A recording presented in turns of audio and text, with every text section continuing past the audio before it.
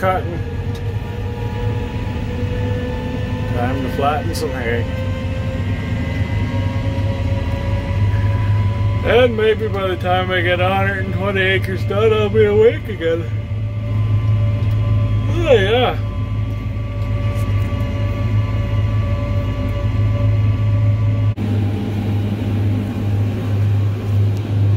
Hi, welcome to Rolling with Nate. I appreciate you watching today.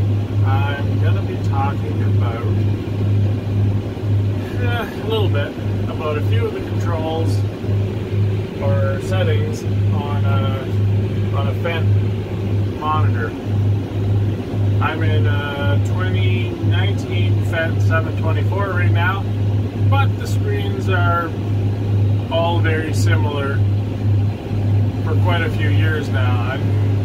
The brand new ones, the Gen 6s, are probably a bit different, but I believe Gen 4 and Gen 5 are pretty much all the same. So, if this is your first time watching, welcome.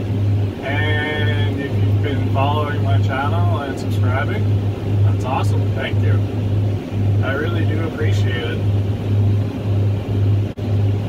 So, I'm mowing about 120 or 130 acre field. I'm not even sure. It's pretty large. So I figured I've got some time to just sit here and yak for a while with you guys. Even without us here, probably best to check what's going on back there every once in a while.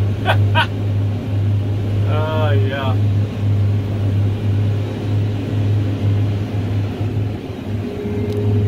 This was a pain to cut. So you've got this pole, that pole, the tower, that anchor. You've got that anchor, and then there's another one on the other side of the tower. So I bet I spent 20 to 30 minutes just cutting around that. It's my first time in this field, so it took a little longer. What am I doing?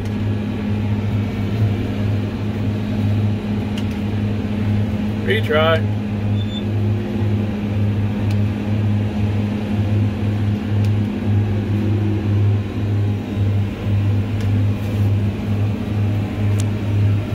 Yeah, I've got a Kuhn FC313 front mower and FC883 triple rear mower.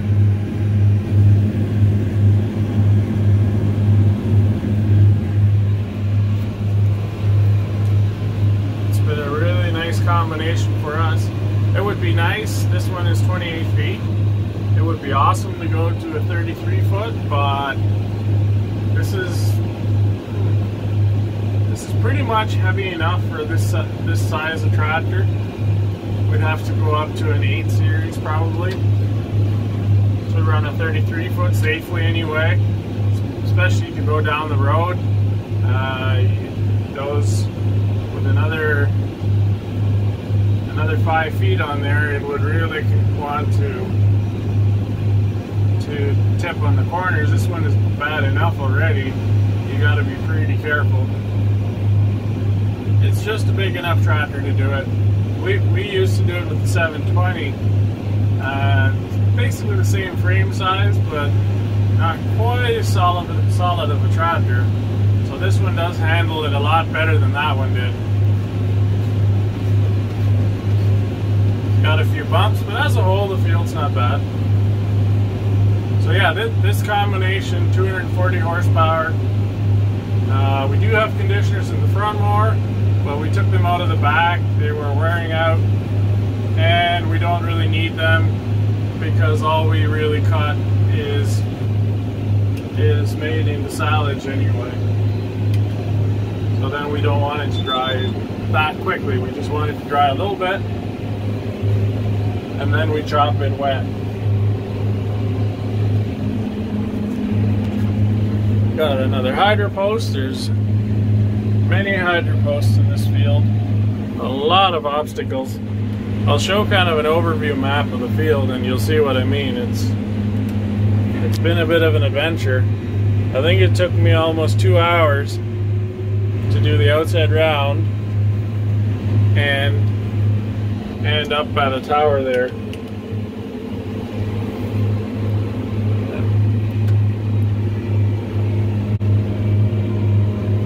Just gonna back up. Go crosswise here by the pole.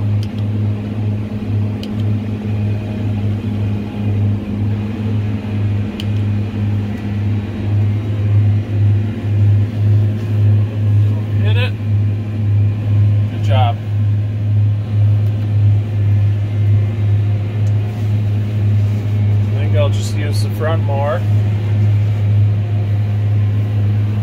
get that little piece there.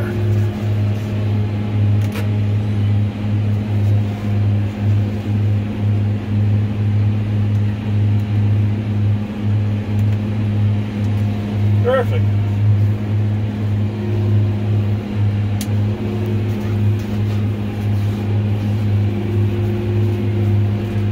In some ways, swing mower has a little more versatility in a few ways, but as a whole, a 3-point hitch mower, once you're used to them, is way better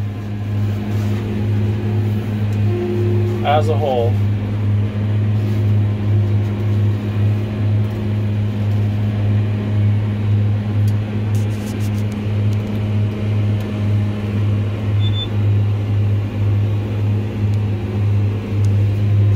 Okay, we're all cleaned up around the post there.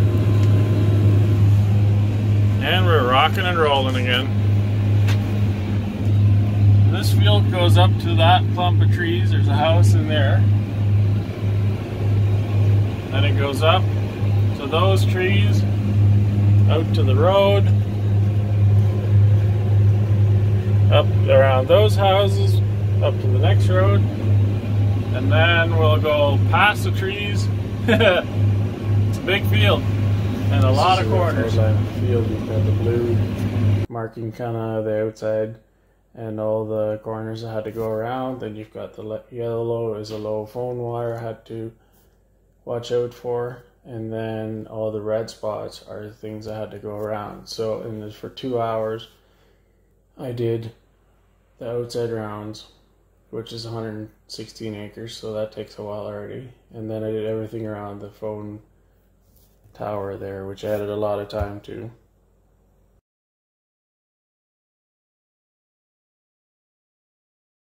But now we're at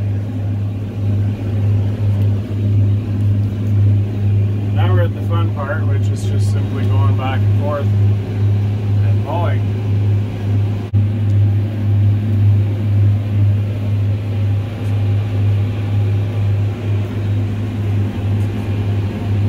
Yeah, there's a bit left.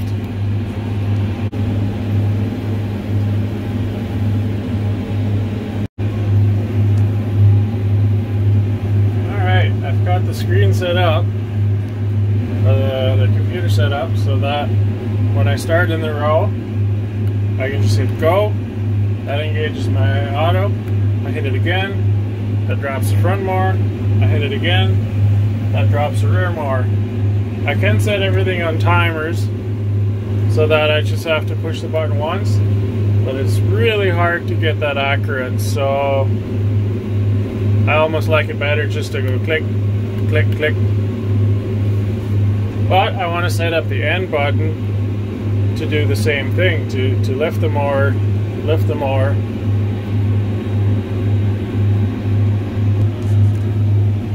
So to set that up, I go into the tractor menu, which I just hit that.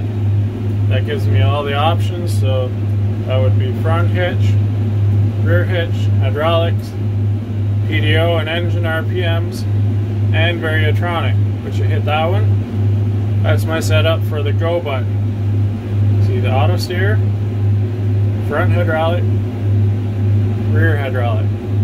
So let's set up the end one. And one. And Okay, this is going N1, this is going N2. First of all, I have to make sure that it's unlocked. Right there. That's locked. That's unlocked. Then I hit edit offline. Now I need to add more, so because there's no functions here right now. Hit that one. And again. Yeah, I think I'll just do 2. Go down, down, down. Down, down. That's the remote I want. And it's the plus that I need to lift it. Minus is to drop it. So that one's set. Yellow is the rear remote I need. And again, I need the plus. And I want it to be at the touch of the finger, not... I can set a distance from when I hit the button or amount of time. And apply changes, yes. And now I hit N. Front mower comes up. I hit it again. Rear mower comes up. Makes it way easier.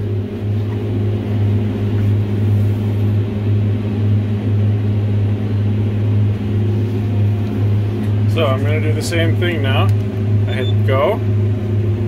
My GPS just engaged. I hit go. My front mower just dropped, and I hit go, and the rear mower's dropped. As I was saying, I can set distance or amount of time, but that gets more confusing, and I don't have nearly as good control that way. So I prefer to just go click, click, click, click. It's so much easier that way. And it's easier than to hit all the buttons individually. So if I don't set up that, then I would hit this button. That's the auto steer.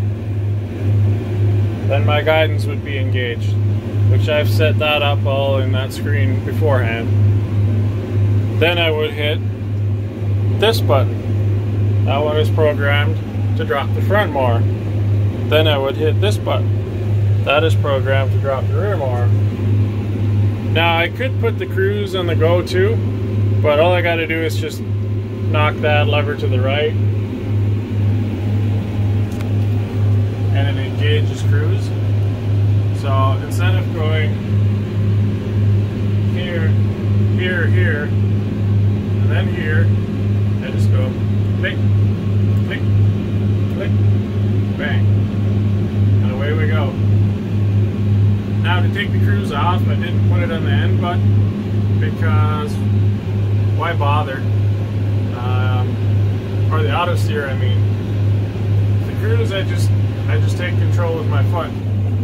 All I have to do is just press the pedal there.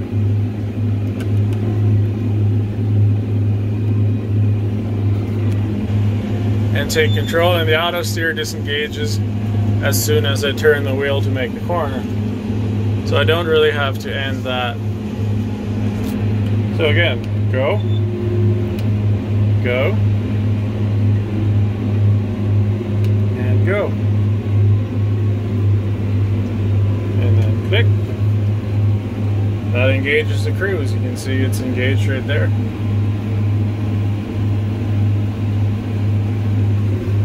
So that's a very simple explanation on how to use that screen. The front hitch, you have all those settings there, how far you want it to go up or down. Rear hitch, same thing. And you can lock the controls for those to make sure that they can't move if you hit them by accident, which the rear one is. Actually, the front one should be too. See, now it's red, it's locked. So if I have those set, this is the front one and this is the rear one. So if I push those buttons by accident now, it won't make the 3-point hitches, front or back, move. The problem with them moving is that it could move too far and damage the PTO shaft that's spinning at 1,000 RPMs. Then you have your hydraulic screens. These numbers are how fast it'll pick up. These are how fast it'll go down. So very easy to adjust. You just click it and then rotate this knob. See the buttons changing there? Or the number changing right there? We'll do it again. Very easy. And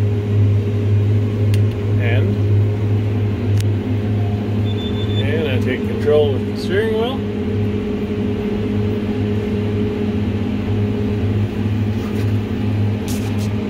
Go.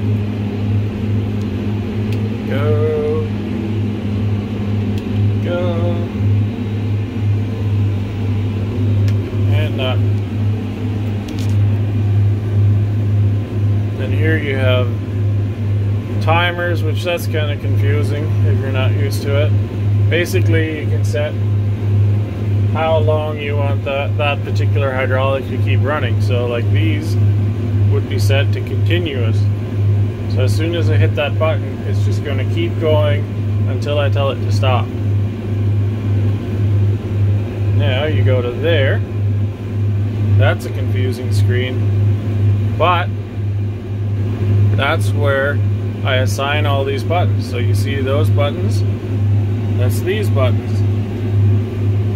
And you see the symbols here for the front hitch and the rear hitch. This right here, this is joystick. And right now we've got blue and yellow remotes run on this joystick. And then you've got the 1, 2, 3, 4. 1, 2, 3, 4.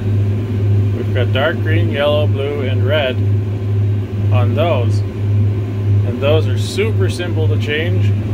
All I do is hit it, and then I can select whichever color remote or hitch that I want. Super easy to change. So that means all I have to do as an operator is make sure I have the two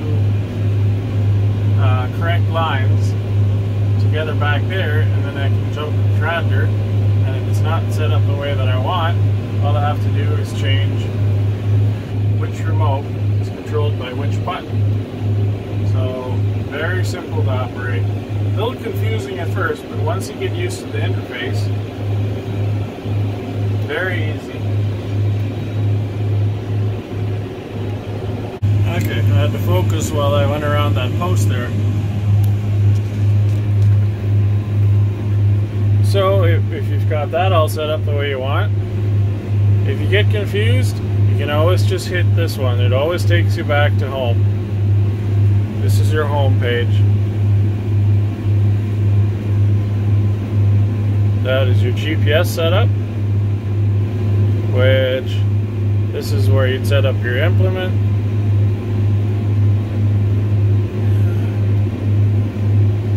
Your overall working width, which is 28 feet.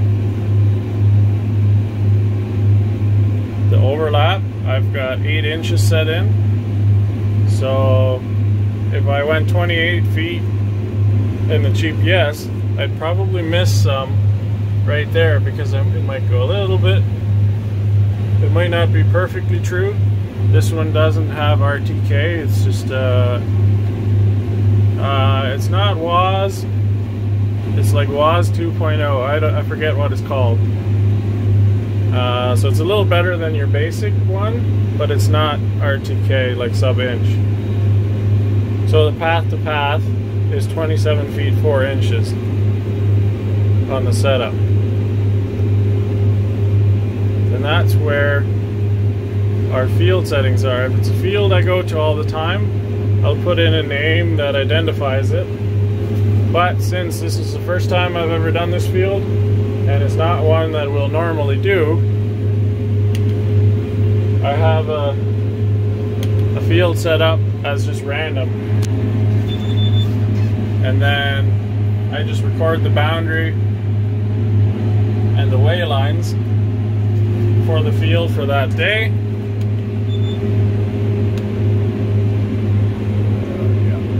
There we go. Then the next time I come to a field I'll probably never do again, I just use the same one so I don't have 100 fields in the computer. I only save the ones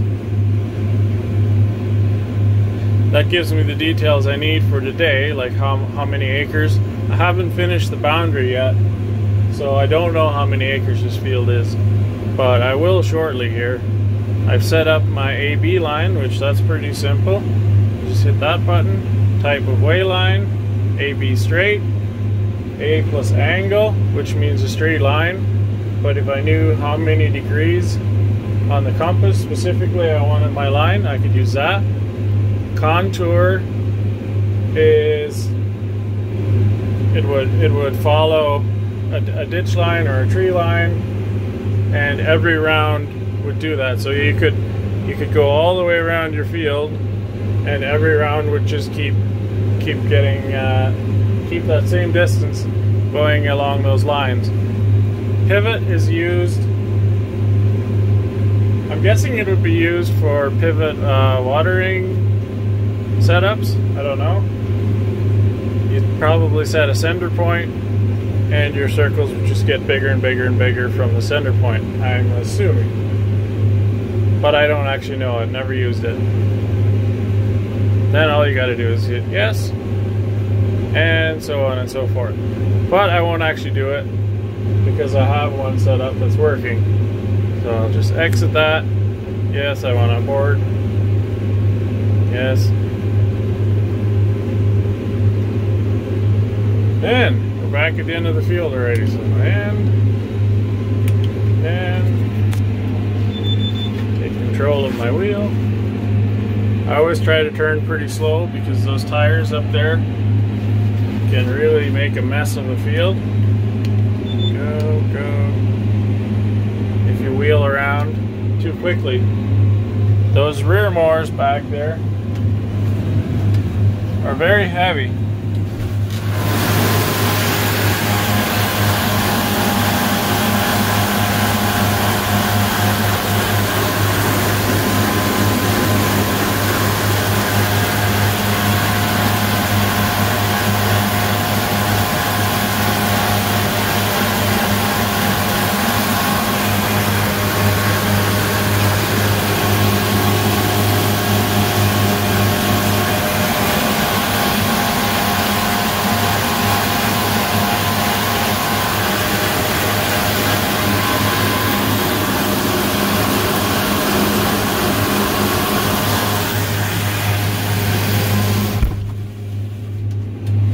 Because they're so heavy, it makes the front end a little bit light when you're coming into the corner. So if you're going too fast, you can turn your wheel, but it'll try to push sideways, and then you can really make a mess of the field in a hurry.